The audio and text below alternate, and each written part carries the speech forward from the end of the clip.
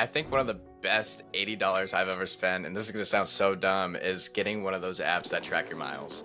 Because I Oh, suck at yeah. tracking my miles, and so I just swipe like left for home or whatever, personal, and right for work. If I don't have that bank statement, if I don't have that bank balance, my credit card is not swiping, and I only use my credit card.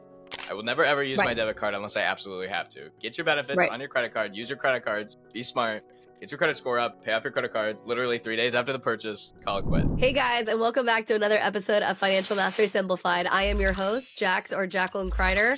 And today we have Mr. Ethan Donovan. He is the owner, a young entrepreneur of the Donovan Marketing Agency, Donovan Creative Agency, apologies.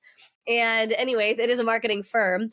And yeah, so we were super excited to have him on today. He is going to give us some great Gen Z perspective. We like to have a lot of varying opinions on this show. And so he's going to give a great example. So welcome, Ethan. Tell us a little bit about you, yourself, your business, and why you're excited to be on today. Yeah, thanks for having me on. First of all, my name's Ethan Donovan with Donovan Creative Agency. Grew up playing hockey. Now I am a 19-year-old entrepreneur and business owner. My marketing agency, aka creative agency as well, does social media marketing, graphic design, video editing, and videography.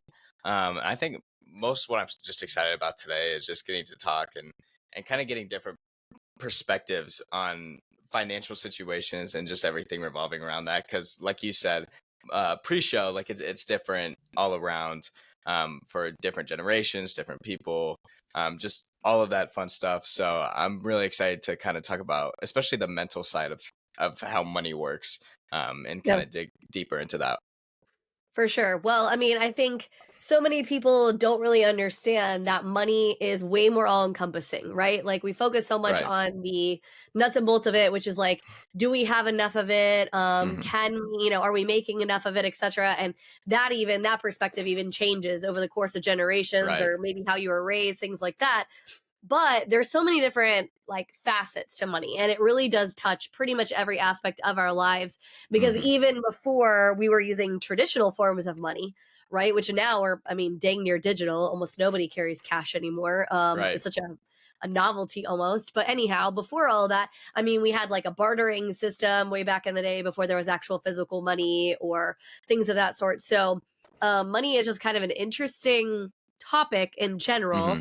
And so, as you know, kind of our goal here is really to create different perspectives, help people understand that just because they think differently about money doesn't necessarily mean that it's bad. Right. And you can really financially succeed no matter which path you take in life, as long Hmm. as you kind of take the bull by the horns, figure out exactly where you're going and heading, Right. and just do some things with some intentionality, right? And always be kind of learning. And so that's sort of the premise or the perspective on why we do what we do as far as the show is concerned.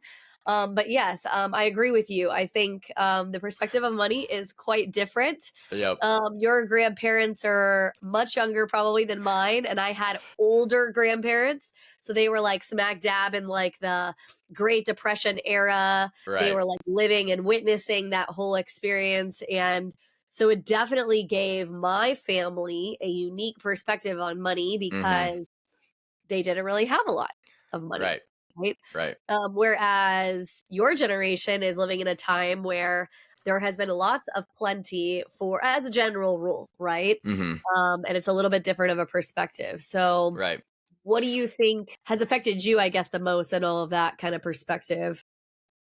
For me, we growing up, my parents weren't the richest. Like they were lower classmen. They came from rags, basically. The rags to riches for them. They worked their butt off. My mom was a stay-at-home mom. My dad worked all the way through in IT, and my mom homeschooled us. So my dad, being the only moneymaker in the family, slowly climbed up the ranks. Like he did well in corporate, he did well in IT.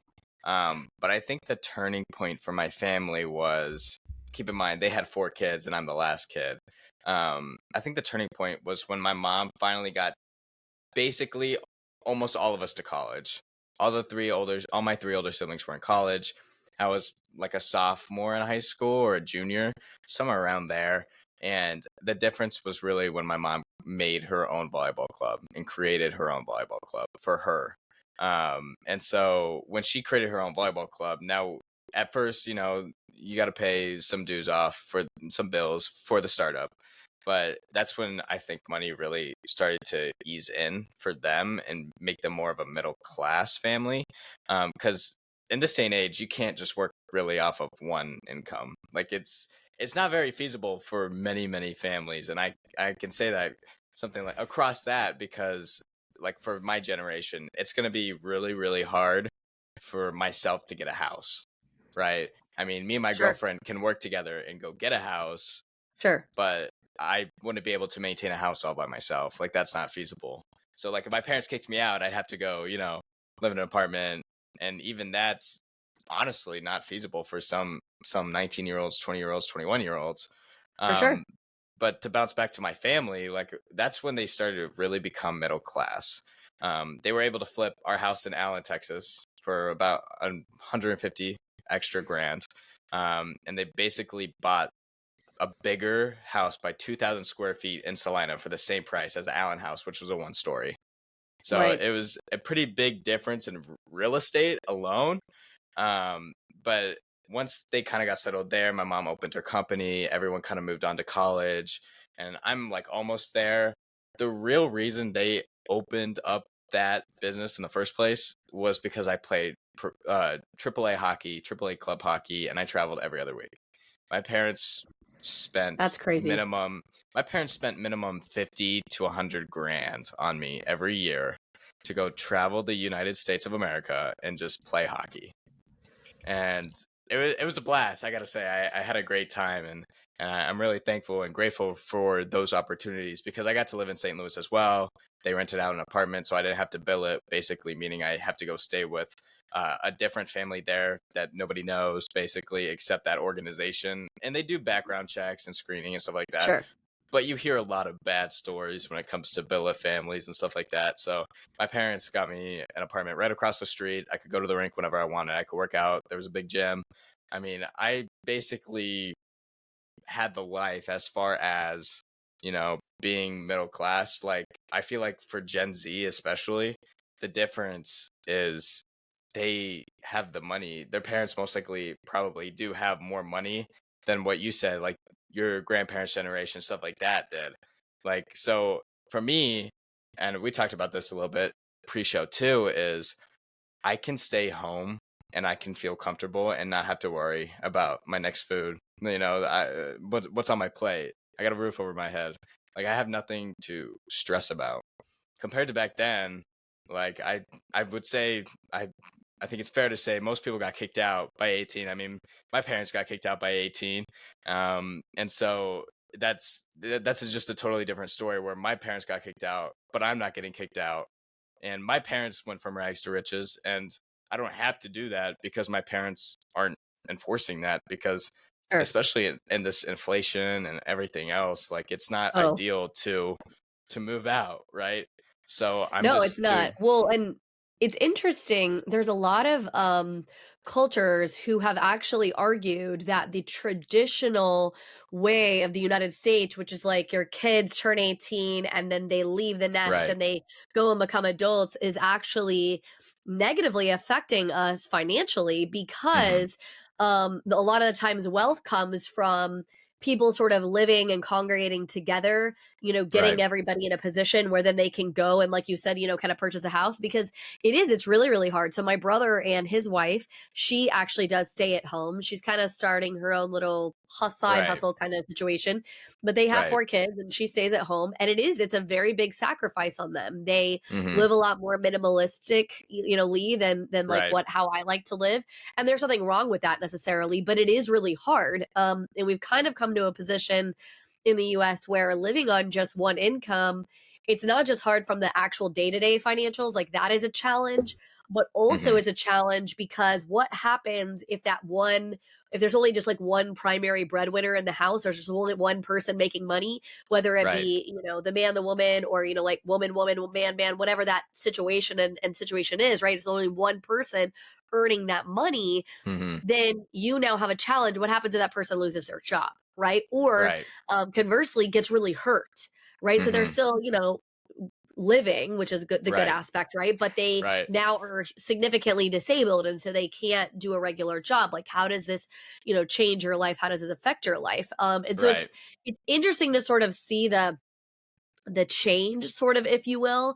I think the Mhm. best thing about the United States, which I was having a conversation with a Gen Zer the other day about capitalistic economy and how she firmly doesn't believe that there should be such a thing as like millionaires and billionaires for like basically that people like who are at the top of a company shouldn't be able to earn that kind of money, that Hmm. should be kind of prohibited. And I said, well, I don't necessarily have a problem if they started their own business, but I could definitely Right. understand, like, from the corporate greed perspective, if you didn't like start that company and then now you're rolling in as a CEO and you're getting Right. paid like these multi millions of dollars, Mhm. kind of how that can, change Right. things, if you will. But it's just interesting because I think a lot of times money has shifted over the course of time, and it's not Yep. necessarily a negative thing. You have to kind of decide. Because, for instance, I've got three stepdaughters, and they all have wildly different viewpoints on whether they're good living with other people like us or on their own, right? So, like, the Right. oldest, if she had her way, she would live with other people probably forever. Although she did take a most recent turn where she now is living in her own dorm. I was very Okay. surprised and Yep. proud that she made that choice.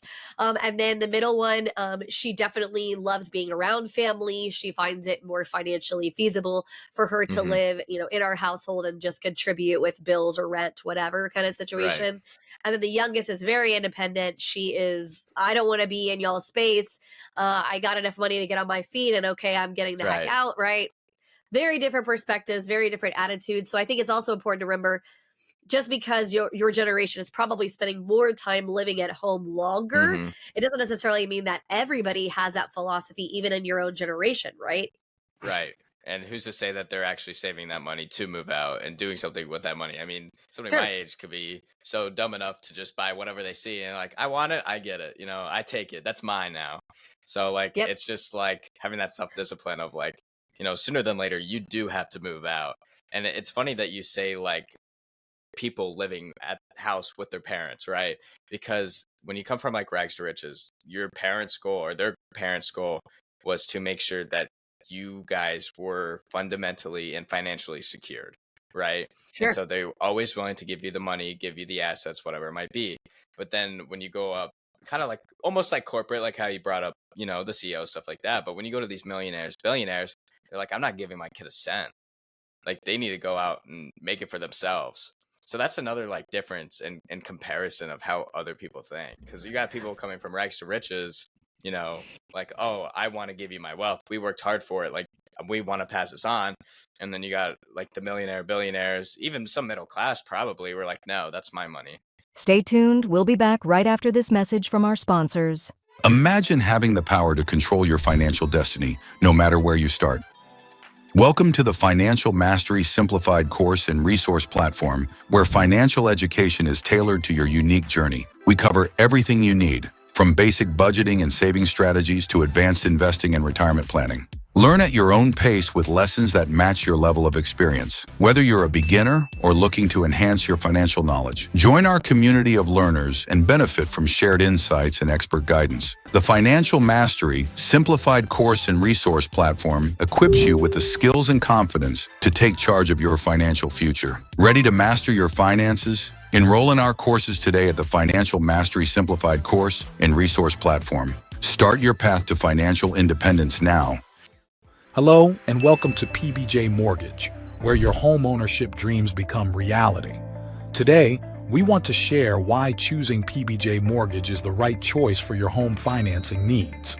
At PBJ Mortgage, we're built on a foundation of values that drive us every day. Our commitment to educate, empathize, and empower our clients sets us apart in the mortgage industry. Our clients are at the heart of everything we do, and their success stories speak volumes. With years of experience, our team possesses in-depth knowledge of the mortgage programs, ensuring you receive expert guidance and the best possible rates. We offer a diverse range of loan options to suit your unique needs, including conventional, FHA, VA, and more. No matter your situation, we've got a solution. At PBJ Mortgage, we pride ourselves on providing personalized service. Our dedicated loan officers are here to guide you every step of the way, making the process as smooth as making a peanut butter and jelly sandwich. We understand that time is of the essence, which is why we've streamlined our processes for efficiency and convenience. Transparency and clear communication are paramount. You'll always know where you stand throughout your mortgage journey. Reach out to us today to set up a call to discover your options. If you're ready to make your home ownership dreams a reality, contact PBJ Mortgage today. Let us empower you during this exciting journey. Phone number 4-693-733-107 www.pbjteam.com. Visit our website or give us a call to get started. We look forward to helping you secure your future home. PBJ Mortgage, where home begins. Thanks for your patience. Now back to our conversation. Like, we're not getting your So son. I'll tell you, this is very interesting. So first of all, my mother has a saying, and I don't disagree with her on it. We're not raising children, we're raising adults. And so many people these days are not raising adults, they're raising children, right? And eventually, the truth of the matter is, no matter how healthy you are, how financially secure you are, how whatever you are, at some point in time, you're going to pass.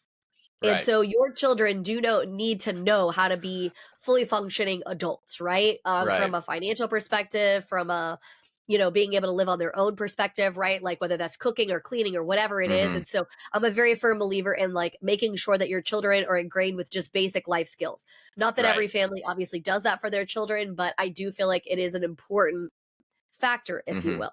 Okay. Right. However, I think a lot of people don't realize that what a lot of really wealthy people end up doing is if they do have money to go to their children, they tie it up very heavily in trust, which holds really specific conditions. Like in the trust, and for those of you who are listening that don't know, I have a law degree and I actually took trust when I was in law school. And one of the things is that you can literally control your money beyond the grave via trust. So you could say, great, Ethan is a great kid. He's my kid. But if Ethan decides to start smoking, he's not going to get any money from the trust then, right? And so before any money gets distributed out to Ethan, if he's smoking, then, that doesn't happen. Or maybe there's something else I don't like, right? I don't like when you race cars or something. I don't know. Right. And so if you're racing cars, then you're not getting any money or whatever. And so it's a way for wealthier people to sort of kind of control. But what I see is, so I grew up sort of middle class. And then by the time I was getting into high school, my parents were kind of bubbling up into that upper middle class range. Right. And I went to school with kids where literally I was like the poor kid. Okay. And what I mean by the poor kid is I mean, like, we were the ones who my dad was only making a couple $100,000 as opposed to making, $500,000, $1 million plus. I mean, I went to school with a guy who his dad had probably a few $1 million shy of $1 billion. Like, he was really, really, really wealthy. And it was interesting because you saw across the board these super wealthy families, and some kids were raised where they knew that they had to earn their own money, even though mom and dad had it. It was important for them to understand the importance of money and how to live, within their means and things like that. And then you saw the opposite side where mom and dad just gave them everything. They had no clue how to live in the real world whatsoever. They had no grounding, etc. So I think though, a lot of times people don't realize and recognize that you could have wealth, you could have no wealth. It really is going to be a mindset situation of like how you were raised and how you're thinking about money, because I can guarantee you there are some kids that went to high school with me that now are living still on mommy and daddy's dime. If all that money ran out, right? If for some reason, all that money disappeared, they would not know what to do. They would go to like the rungs of poverty in a second because they have no clue. Yeah, they weren't taught it. And it's funny that you brought up the trust, because in my mom and my dad's trust, it's that you have to get a bachelor's degree. That's part of their trust. They're like, you're not getting our money. You're not getting your part of the trust if you don't get your bachelor's degree. So Absolutely. So most of the kids, only one sibling decided to opt out of college and didn't get their degree. The two oldest siblings got their degrees, and now I'm working on my degree now. But it was just so funny that how that was able to be controlled even if they were dead. Like, even if they were in their grave, Like, you still have to get it, or screw you, you're not getting our money, which is awesome. There's I totally like that, by the way. Like, I'm not opposed to that. Like, that's so funny to me. And I would do the same thing for my money, but I just think that's like hilarious almost, that they can control their money in the grave. So this is a really interesting story, but it's true. There was a gentleman who had a lot of money, lots and lots of wealth, and he Hmm. felt like all of his kids were spoiled brats. I don't know if Yeah. that's because he did that, their mom, a combination. I don't even know. Right? Right. This is like in the 1900s. Like he was Right. like a guy who had amassed a lot of wealth, and he also thought his grandchildren were also really frustratingly selfish, spoiled brats, expecting grandpa to pay for everything kind of style. Right? So Yeah. he put all his money in trust, and the trust stipulated that no money could be dispersed until both generations were dead. So neither Oh his my children nor his gosh. grandchildren would receive any money. So can you imagine, right, growing up? Because I'm sure since they maybe some of them ended up being successful, but they probably struggled a little bit through life because when grandpa died or dad died, all that money went away, right? Like Right. they didn't have access to any of it. So maybe they Yeah. had connections or something that helped them, but they didn't have a. But imagine getting a knock on your door when that last person passes from an attorney, like, "Hey, Ethan, so my name is so and so. I'm the Right. trustee of yada yada's estate, Mhm. and you're now going to start receiving, I don't know, whatever it is, right? Right. 20 grand a month or $2 million in a lump sum or whatever the amount is, right? Can you Right. imagine? I mean, I want to Like, complain. oh no, I know, but like such a crazy situation. Like in the state of Texas, you actually can place in trust. You can leave your money to a dog. So like if you have a I think pet I and remember you want reading your that. pet Yeah. cared for in a certain way, you can like stipulate. There's like a ton of different little nuances that you could kind of stipulate, but it's just an That's interesting insane. thing. How money works. Like I'll give you a funny story about my grandfather. So my grandfather, my mom's dad, my opa, they were very poor farmers. Hmm. They lived in West Texas. His parents were two German immigrants, and I think they had either five or six kids. He was the oldest, and so of Hmm. course he was required to work on the farm. He stopped going to school, I think, around sixth grade, so he had about a sixth grade education, and he was working on the farm with his dad and his brother. And at the end of the harvest, his dad would give him a little bit of money, right? And my opa, bananas were like a super new thing in the United States at the time. I never knew that that was like not a fruit we had, but apparently that is the case. Oh, Way okay back in then. like the early 1900s, we didn't have Right. bananas in our country. That was not The something more you you could know. easily access. But Right. he, they were really kind of rare, and he spent some money and he bought like 20 something bananas. But he Hmm. knew if he took them home that his mother was going to make him share with his siblings, and Yeah. he didn't want to. So what did he do? He sat under a tree and he ate like 17 bananas by himself. Okay. Which, first of all, how in the world do you fit 17 bananas? Maybe you, because you're 19, could fit 17 bananas inside of you, but I could not. I think I would throw up after about number 6, but Yeah. hey, okay. And the next harvest, he did the same thing. And that time, I think he ate like 15 of them.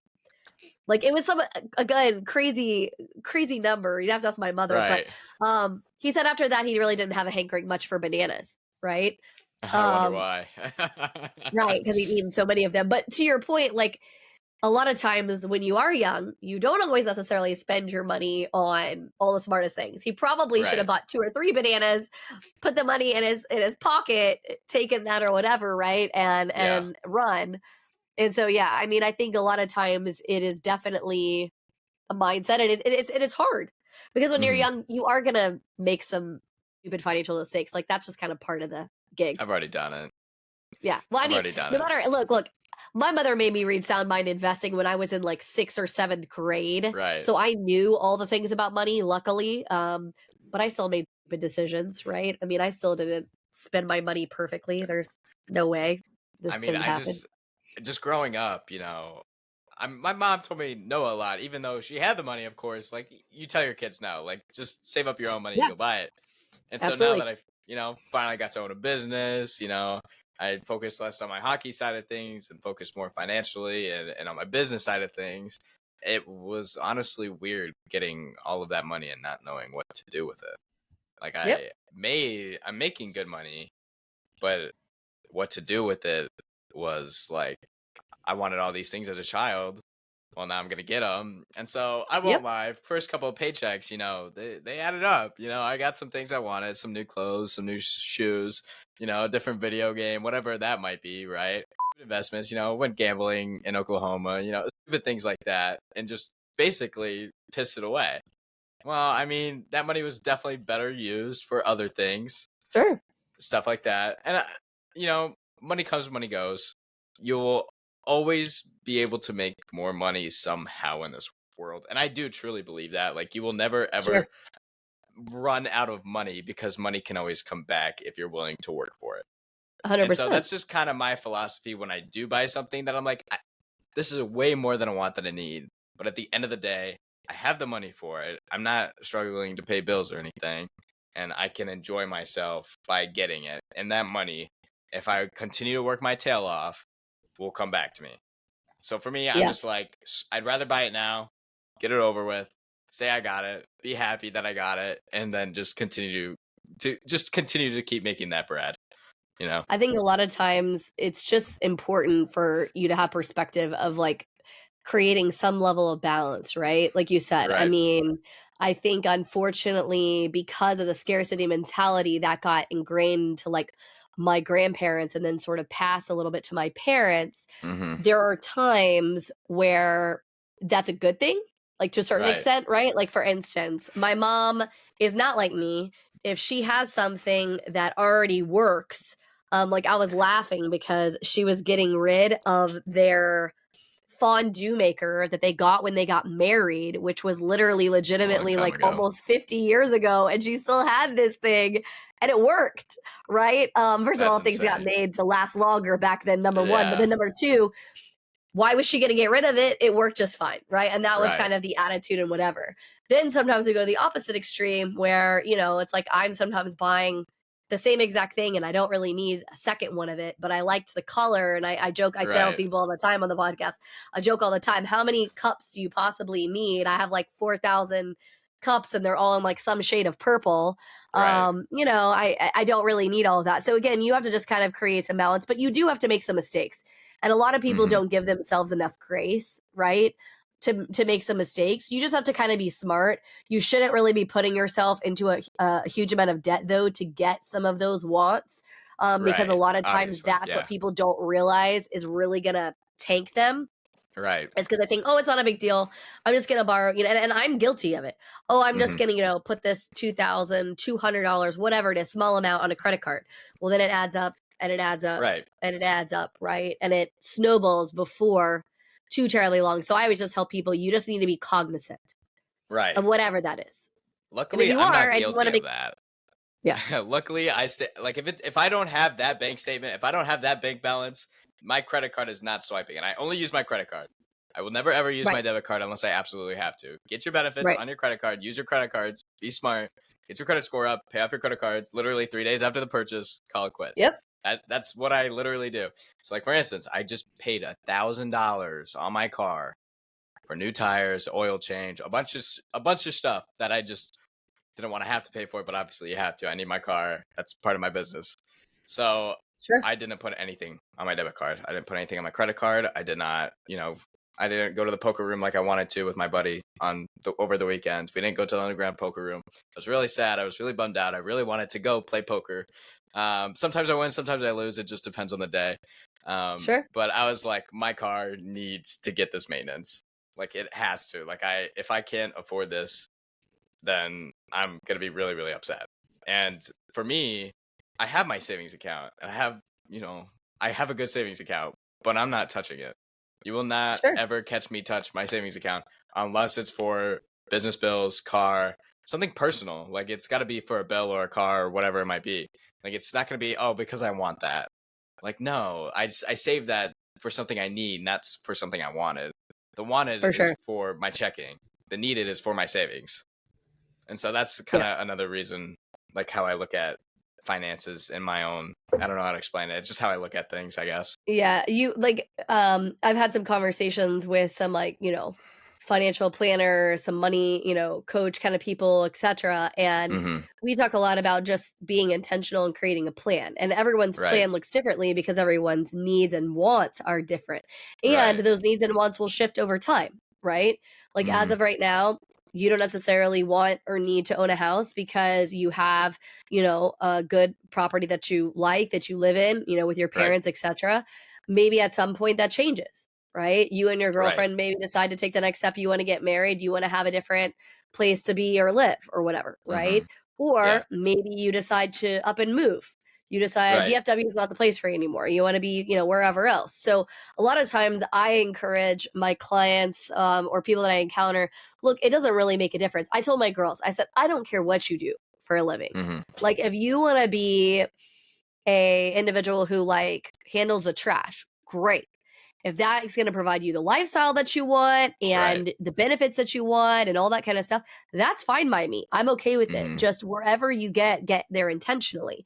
And what people Right. don't realize is that if you look to the future and you say, okay, this is kind of what I'm thinking, this is what my goal is, you can work backward and kind of try to figure out. And it's not going to go perfectly, and your goals are going to Right. shift and they're going to change. But if you kind of put one foot in front of the other and do some education surrounding Mm-hmm. money, right? You have to, it's a delicate balance between hoarding it, because there's a lot of people like that too, where they hoard it because that Right. scarcity thing, right? They're never going to spend any of it. And then there's some Yep. people who every dollar that's hitting their account, it's leaving and they're spending it. It's leaving and Mm-hmm. they're spending it, right? Right. And And it's hard. I totally understand. I'd probably say I'm more on the spender side. I won't lie. I definitely like to spend. I stay upgrading my equipment. I stay upgrading my cameras. I stay upgrading my gimbals. I stay upgrading my lighting.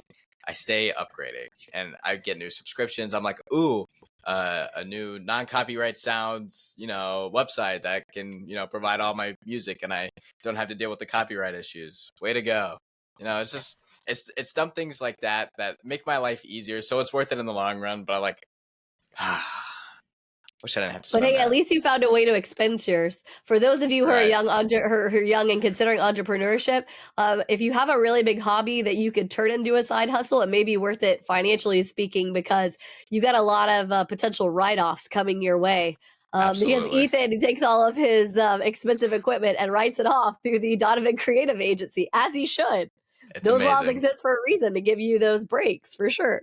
I think one of the best $80 I've ever spent, and this is going to sound so dumb, is getting one of those apps that track your miles. Because I suck Oh, at yeah. tracking my miles. And so I just swipe like left for home or whatever, personal, and right for work. That's perfect. Nice. That's perfect. Oh yeah, well the amount of technology that can help or whatever, and I'll be real, I think for a lot of people it just gets super overwhelming. Like Mhm. Financial Mastery Simplified, we actually created like a super simple budgeting tracker, because sometimes it just gets overwhelming, like to know Right. like how are we going about this? What are we doing? And for me, the Mhm. budget tracker actually has nothing to do with your big bills, because most people have those kind of mapped out. Like they know what's their They rent, know. what's their mortgage or whatever, right? Yep. What's their electric? Like they know all those kind of factors, or if they don't have them, right? If they're not having to pay those kind of things. What they don't realize is how much additional spending we're making doing like food. Food is like Right. one of the biggest things. Oh. Actually, I went on a huge kick here recently where I started cooking a bunch, and I Mhm. actually like to cook. Like I genuinely enjoy Right. it, but I did it because my husband kept telling me, "Oh, we we're not spending that much on food." And I'm like, "Have you looked at the credit card bill?" Yes, we spend so much money on food. And like when Yeah. you look at it, every time it hits, I'm like, "Holy crap. It's Mhm. so much money." Yep. So I I do all the started tracking shopping. myself. What'd you Yeah. say? I do all the shopping around the house for the most part. And so when I could have put the credit card to the scanner, I was like, okay, that's not the price it used to be. Like that is absolutely astronomically insane. Like that's just unbelievable. And I love to cook too. I cook steak, chicken, eggs, rice, whatever it might be. I always cook my food. I always cook my food. I've been working out a lot recently. I've been dieting well. Like I'm eating more whole foods, stuff like that. I take that into a big consideration in my life. Just working out, dieting, stuff like that. But like if this is again another reason why I just wouldn't want to live out on my own. Like if I had to pay for rent, pay utilities, whatever, and then turn around with a $600 grocery bill, that should not be $600. I mean, that's not Yeah, but feasible. look at what it is if you eat out every single day. Because, I mean, just to do quick math. So I think. Stay tuned. We'll be back right after this message from our sponsors. Welcome to Financial Mastery Simplified, your go-to podcast for making smart money decisions. We break down complex financial topics into easy-to-understand advice you can use every day. Our experts cover everything from budgeting and saving to investing and retirement planning. We give you the tools to take control of your money and build the future you want. With Financial Mastery Simplified, you'll feel informed and empowered to make the best choices for your financial health. Tune in to Financial Mastery Simplified on your favorite podcast platform. Start your journey to financial confidence today. Welcome to House U, where we believe in the power of education.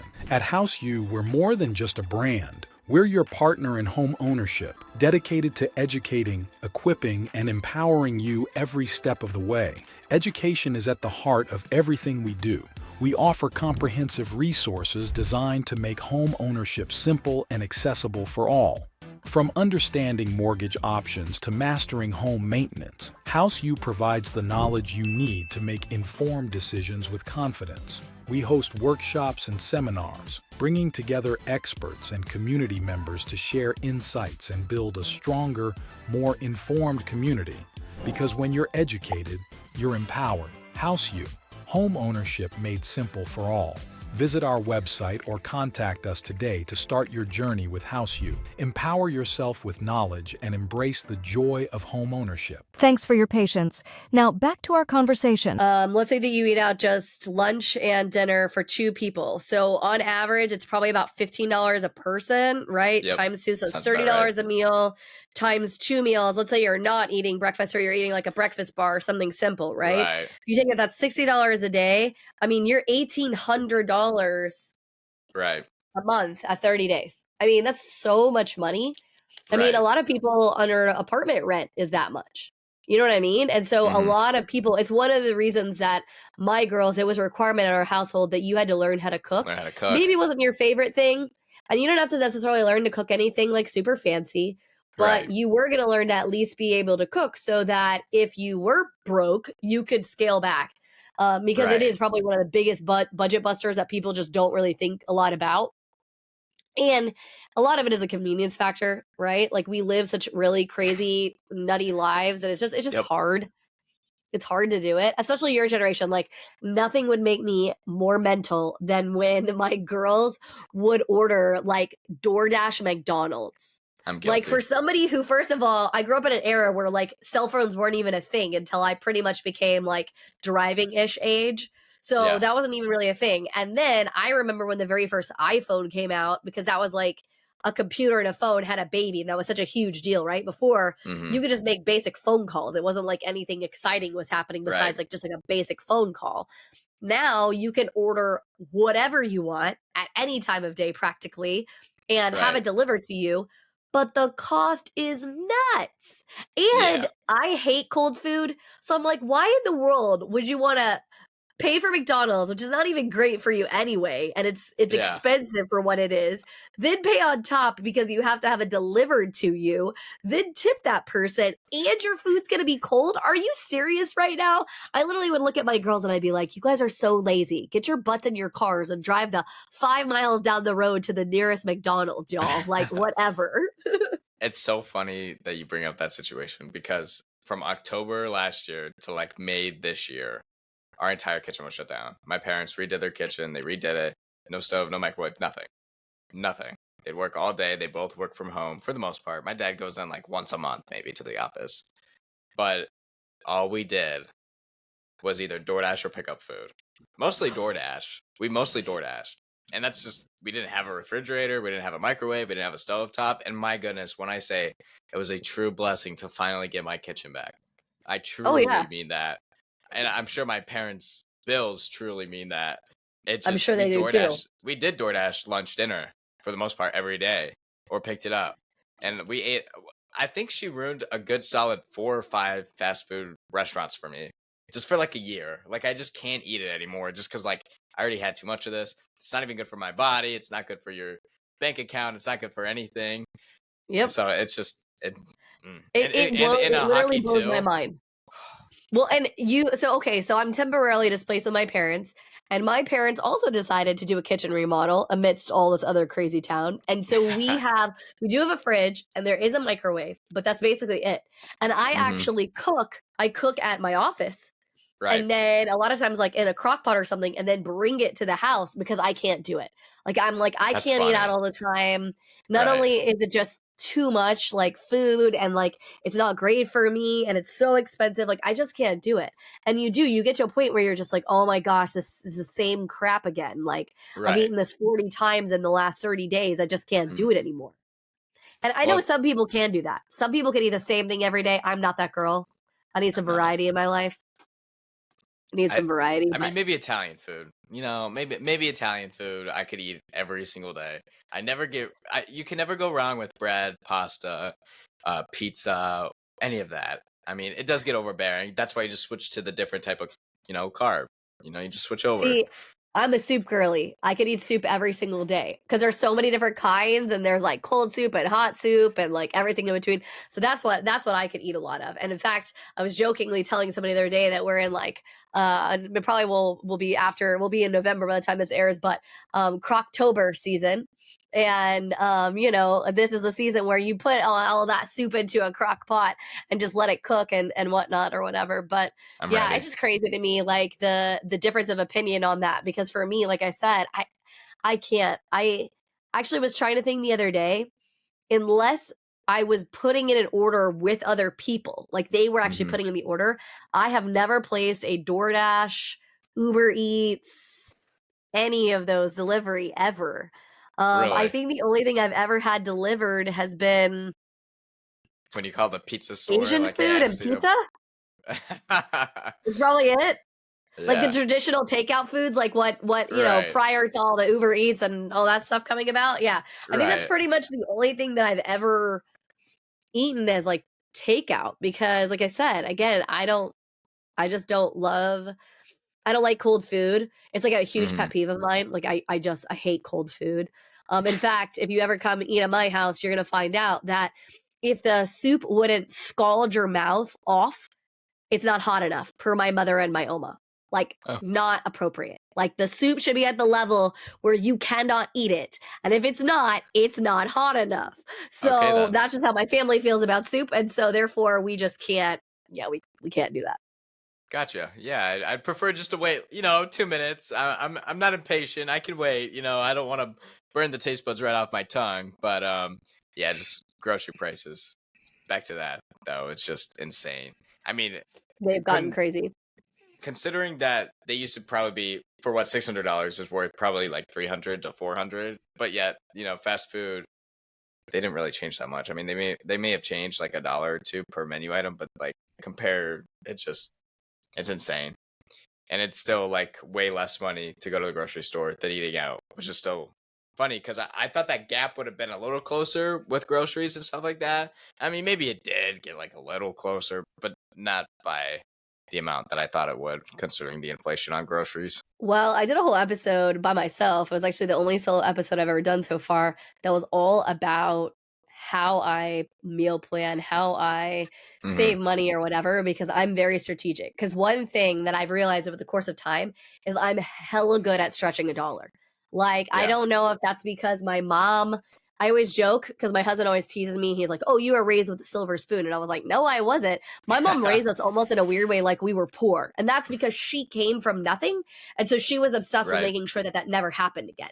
So she was Right. very like by the book on everything. Every dollar she spent, everything was accounted for. Like Hmm. she knew where all of it was going and she was very strict about it, Right. right? I mean, like we never got to go to the movies, and if we did, we never had Coke and popcorn. Like that was not a thing because that was extra, and like we just didn't do that. Like that was just That's no so way. funny. That was not Yeah. happening, Right. kind of thing. And so she was so like picky about it. So I think out of that birthed this ability in me to be able to find creative ways to like save money. I actually Hmm. did the episode because a very good friend of mine, she had been struggling a lot with money. Right. and she was struggling with feeding all of her kids, and she had like taken in her nephew and stuff like that, and I was kind of helping her. Like I would, buy some groceries for them occasionally and this and that, and I would tell her, okay, so this is what I bought you and here's why, and I would like explain, right, like Right. what you can make with it, how you could kind of stretch that. And she was like, man, you're so good at this, how do you come up with all these ideas? And I'm like, I didn't think I was that good at it, but apparently that's just like my natural bent is I can figure out how to really stretch dollars when it comes to food. So it's Right. like a special gift that I have, I guess. But anyhow, but we are coming to the end of our time. So Ethan, tell everybody what you took away from this episode, where we can find you if you have any special offers for Mhm. our guests, etc. And we will wrap up the episode. Absolutely. So, first of all, I need to learn about the stretching the dollar. I think that's something every generation needs to know, but I think that's something my generation lacks. And definitely lack at it as well. So, stretching the dollar would definitely be the most important thing. But I'm Ethan Donovan with Donovan Creative Agency, where we do social media marketing, graphic design, video editing, and videography. If you look up DonovanCreativeAgency.com, that's our website. It's also Donovan Creative Agency on Facebook. We are offering one special offer, which is a free consult call for all your social medias. My goal with that consult call is just to be able to optimize what you're already doing.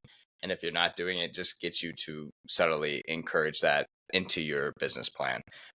So whether you're struggling with ideas to post, how to post it, where to post it, there's so many different aspects that come into social media. So my goal is just to make that easier on you and easier for you to understand. Yeah, absolutely. Well, and I love that. And I mean, I will say that hiring somebody who's in the younger generation is a really good thing because you guys are way better at staying on top of the trends and the Yep. tricks and all of the things. So, us older folks, we have great perspective and great ability to do some other things. And I Right. definitely try my best to stay ahead of the trends, but I will not pretend like I am always great at that, which is why I have lots of great connections like Ethan to kind of help me keep me on my game. Well, we really appreciate your perspective and you being on this episode, and hopefully you have found this helpful to get some different perspective from some different generations, and just understanding that you can do things however you like. Just make sure you're getting there intentionally and that Mhm. you are working to live your life on your terms. Thank you so much. See you next episode. Bye-bye.